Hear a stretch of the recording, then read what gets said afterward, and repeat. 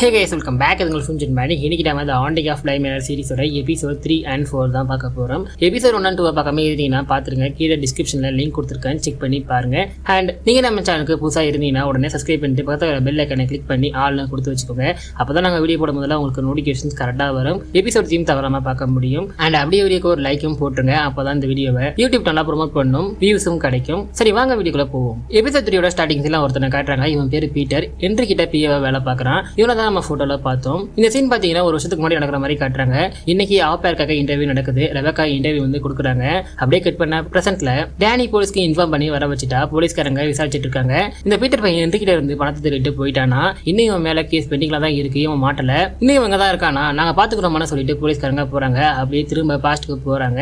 இன்டர்வியூல Rebecca select ஆயிட்டாங்க. அவங்களை கூட்டிக்கிட்டு பிளைமருக்கு இவன் தான் கூட்டிட்டு வரான். பிளைமருக்கு வந்தவனே எல்லாரும் கூட இன்ட்ரோடியூஸ் ஆகுறாங்க. அண்ட் சீக்கிரமே ஃப்ளோரா கூட ரொம்ப க்ளோஸ் ஆகுறாங்க. ஃப்ளோரா பிளைமரை சுத்தி காட்டிட்டு இருக்க. அப்படியே இப்ப பிரசன்ட்க்கு வராங்க. டேனி பீட்டர் ரொம்ப பயத்துல தேடிட்டு இருக்கா. ஏன்னா இருட்டா இருக்கு. அப்ப இவ தேடிட்டு வர யாரோ கிட்ட வராங்க. உடனே பயத்துல கத்திடுறா. யாருன்னு பார்த்தா ஜாமி தான். அப்புறம் இவங்க ரெண்டு பேருமே சேர்ந்து பீட்டரை தேடிட்டு இருக்காங்க. அப்புறம் தேடிக்கிட்டு வீட்டுக்குள்ள வராங்க. நைட் இங்கே ஸ்டே பண்ணலாம்னு ஹோவன் முடிவு பண்றான். பசங்க அப்படியே ஹால்ல தூங்குறாங்க பேசிட்டு இருக்கும் போது. அப்புறம் இவங்க பீட்டரை பத்தி பேசிட்டு இருக்காங்க.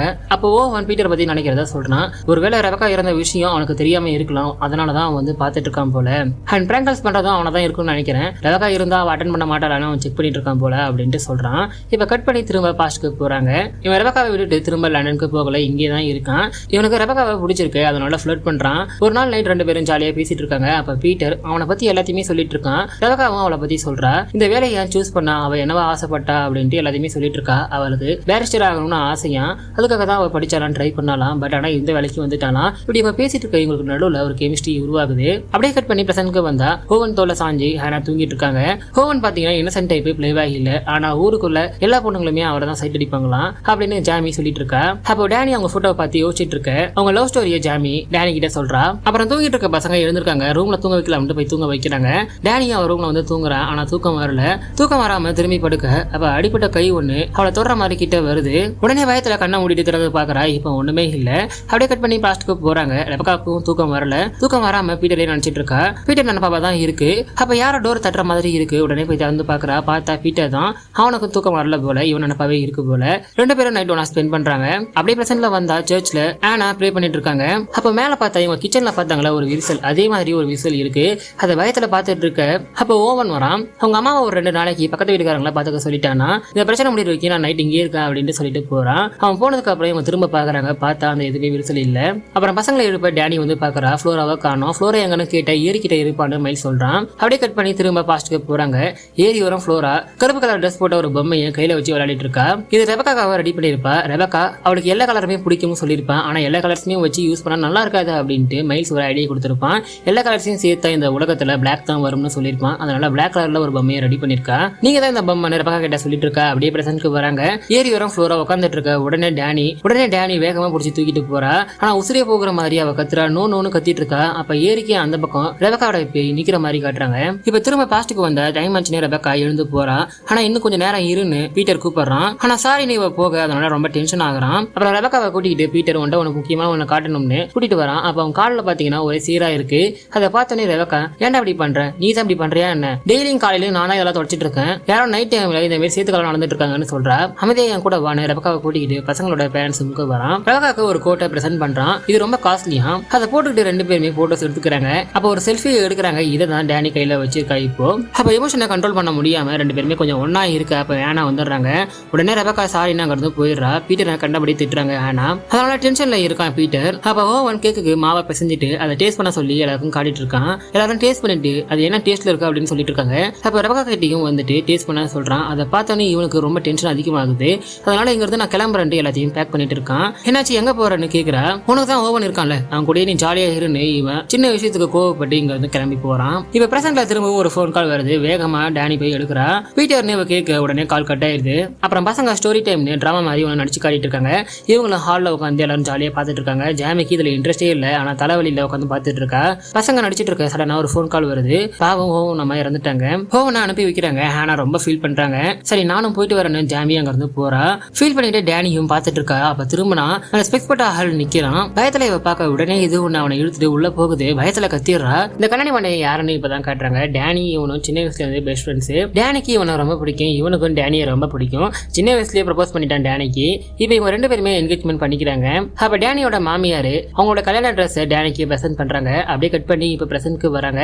டேனி ஓவன் அம்மாவோட ஃபெனரலுக்கு கிளம்ப ரெடி ஆயிட்டு இருக்கா. இப்ப கிளம்பிட்டு இருக்க ஜாமி அங்க வரா. டேனிக்கு ஃபெனரலுக்கு போக இன்ட்ரெஸ்டே இல்ல. ஏன்னா ஆல்ரெடி அவளோட ஃபியான்சி இறந்ததை இன்னும் மனசுல நினைச்சுக்கிட்டு ஒரு மாதிரி அவ கில்ட்டில உடஞ்சி போய் இருக்கா. அதனால அதை பத்தி சொல்ல நோ ப்ராப்ளம், நான் ஓவன் கிட்ட சொல்லிக்கிறேன், அவன் கோச்சிக்க மாட்டான்னு ஜாமி அங்க வந்து போறா. அப்புறம் ஃப்ளோரா கலரில உட்காந்து விளையாடிட்டு இருக்கா. ஹேண்டி இப்படி பண்ற, ட்ரெஸ்ல அழுகாயிடும் பாரு, சர்ச்சில் போய் விளையாடலாம் வான்னு கூட்டிட்டு போறா.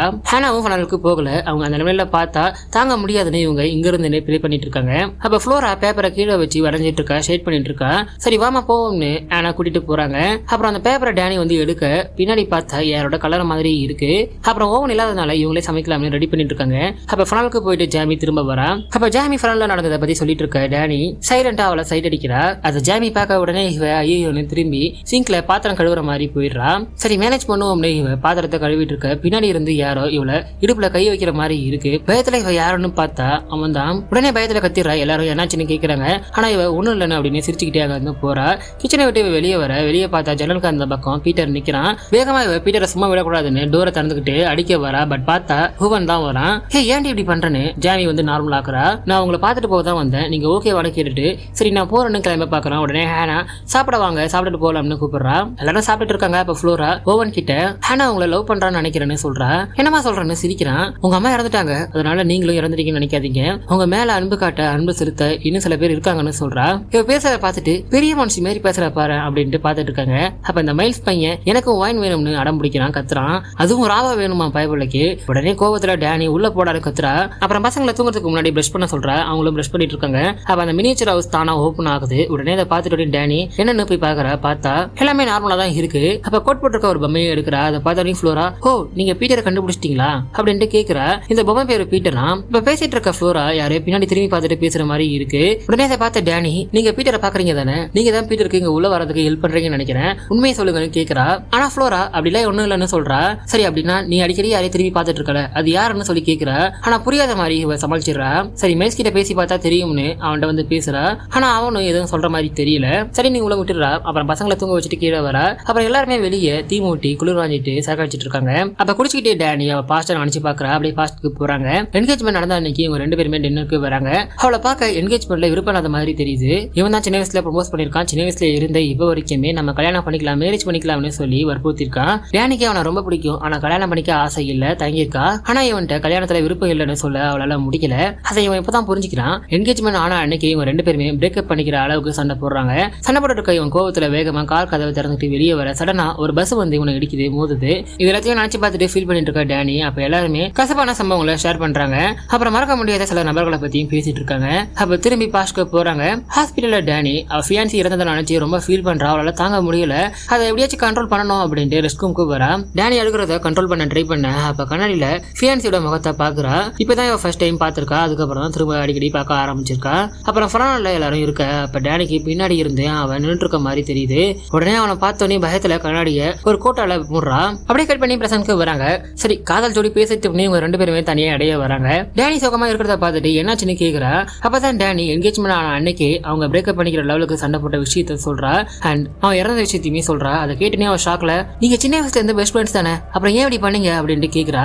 டேனி அழுதுகிட்டு அவன் இறந்ததுக்கு அப்புறமும் கண்ணாடியை பார்க்கும் போதெல்லாம் அவன் எனக்கு தெரியறான்னு சொல்றா. உடனே நக்கலா டே சொல்ல போட்டி ஏன்டா செத்துங்க சும்மா விட மாட்டேன் பாவுண்டா இந்த பொண்ணு காமெடி பண்றா. உடனே டேனியும் சிரிக்கிறா. டேனிக்கு இவ பேசுறது கொஞ்சம் ஆறுதலா இருக்கு.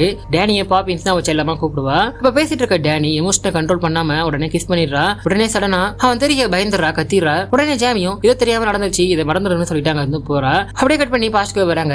டேனி அவன் ஞாபகமாவே இருக்குன்னு அந்த ஊரை விட்டு காலி பண்ணலாம்னு கிளம்பிட்டு இருக்கா. எல்லாத்தையும் பேக் பண்ணிட்டு இருக்கா. அப்ப அவரோட மாமியார் அங்க வராங்க. டேனி கிட்ட அவனோட ஸ்பெக்ஸை கொடுத்துட்டு போறாங்க. இந்த ஸ்பெக்ஸை டேனி அவனுக்கு கிஃப்ட் பண்ணிருப்பா. அப்படியே கட் பண்ணி இப்ப பிரசன்ட்க்கு வந்த ஜாமி டைம் ஆயிடுச்சுன்னு ஓவனை கூட்டிட்டு போறா. டேனி இவளை கிஸ் பண்ணிட்டோம்னு ஒரு மாதிரி கில்ட்டில இருக்கு. அதெல்லாம் ஒண்ணும் இல்ல மறந்துடுன்னு ஜாமி சொல்லிட்டு போறா. அப்புறம் டேனி வந்து தூக்கம் வரல. அந்த ஸ்பெக்ஸையை பார்த்துட்டு இருக்கா. உடனே அதை எடுத்துக்கிட்டு போறா. அப்படியே இப்படி ஃப்ளோரா பக்கம் வந்தா ஃப்ளோராக்கு தூக்கம் வராம திரும்பி படுக்க தூக்கம் வராம கண்ணை வந்து பார்க்க மினியேச்சர் ஹவுஸ்ல ஒரு பெட்ல இருந்த பொம்மையை காணோம். பார்த்தோன்னே ஐயோ டீச்சர்னு கத்துறா. அப்படியே சைட்ல பார்க்க டேபிளுக்கு கீழே இருக்க அந்த பொம்மை நின்றுட்டு இருக்கு.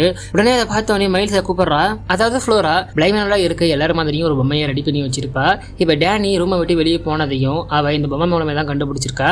அண்ட் மேபி ஃபர்ஸ்ட் எபிசோட்லயும் பேச்சை கேட்காம டேனி வெளியே வந்திருப்பால. இருக்கும்ல, அதையும் இப்படிதான் கண்டுபிடிச்சிருப்பா. டேனி சோகமா சரக்கு எடுத்துக்கிட்டு வர உடனே பசங்க கூப்பிடுறாங்க. ஃப்ளோராக்கு ஒரு கெட்ட கனவு வந்தது, அவளுக்கு ரொம்ப பயமா இருக்குன்னு கூப்பிட்டு போய் சொல்லி டைவர்ட் பண்ணி பேசிட்டு இருக்காங்க. அப்ப இவளுக்கு பின்னாடி ஒரு பேய் பொறுமையா போயிட்டு இருக்கு. இந்த பேய் மாதிரியே பொம்மையை தான் ஃப்ளோரா கையில வச்சிருக்கா. டேனி அந்த பேயை பாத்துட கூடாதுன்னு இவங்க டைவர்ட் பண்றாங்க. சரிமா போய் தூங்குங்கன்னு டேனி சொல்ல உடனே ஃப்ளோரா எனக்கு ஒரு கிளாஸ் பால் வேணும்னு கிச்சனுக்கு அனுப்புறா. அதுக்குள்ள உடனே மைல்ஸ் மெயின் டோரை போய் க்ளோஸ் பண்ணிடுறான். அப்புறம் பசங்களை தூங்க வச்சுட்டு டேனி கீழே வரா. அப்ப பார்த்தா சேத்துக்காரோட யாரோ போன மாதிரி இருக்கு, நடந்து போன மாதிரி. அதை பார்த்தோன்னே பசங்களா தான் இருக்கும் நீ குடிச்சுக்கிட்டே வெளியே வரா. தீல அந்த கண்ணாடியை போடுறா. அப்ப எதிரில் அவன் நிக்கிறான். அவனை பார்த்தோன்னே நீ நடந்தான் என்னவானாலும் என்கிட்ட பேசுன்னு சொல்லிட்டு அப்படியே உட்காரா குடிச்சுக்கிட்டு. அப்படியே இந்த எபிசோட் முடியுது. இதுக்கப்புறம் தான் ஸ்டோரி ரொம்ப சூடு பிடிக்க ஆரம்பிக்குது. நெக்ஸ்ட் எபிசோட்ல இருந்து தரமாய் இருக்கும். மிஸ் பண்ணாம பாருங்க.